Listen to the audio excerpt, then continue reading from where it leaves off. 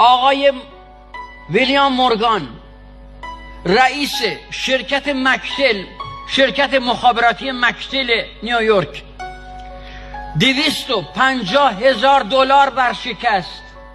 روی این نیمکت داره گریه میکنه. یا آقای کچلواری کراواتی شیک 73 ساله اومد رد شد گفت جوان سرتو بالا کن ببینم، گریه میکنی؟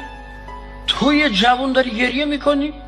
تأسفم برات، من کشتیت غرق شده. گفت قربان اون چراغا رو میبینی؟ اون کمپانی مکتل، اون شرکت منه. برشکست شدم، 250,000 دلار برشکست شدم. گریه نکنم چیکار کنم؟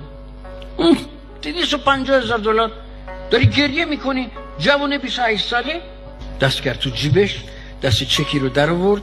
خب مبلغ 500,000 دلار در وجه، اسمت چی بود؟ ویلیام مورگان.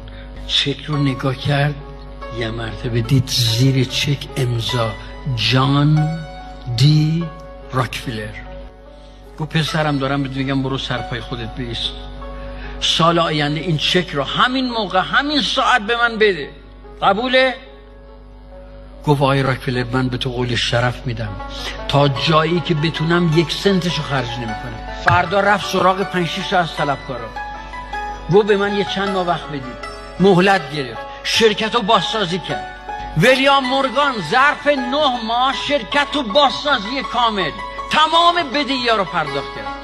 پایان سال روز موعود با راننده مخصوصش اومد پارک. 2 ساعت گذشت راکفلر نیامد. از دور راکفلر رو دید، دوید. آقای راکفلر من ویلیام مورگان پارسال این چک شما یادتون میاد 1 سنتشو خرج نکردم.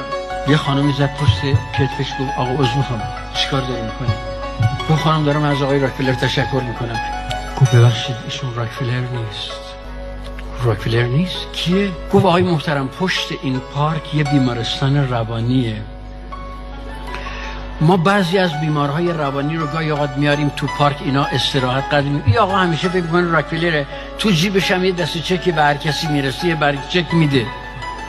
راکفلر وجودتان خودتانید.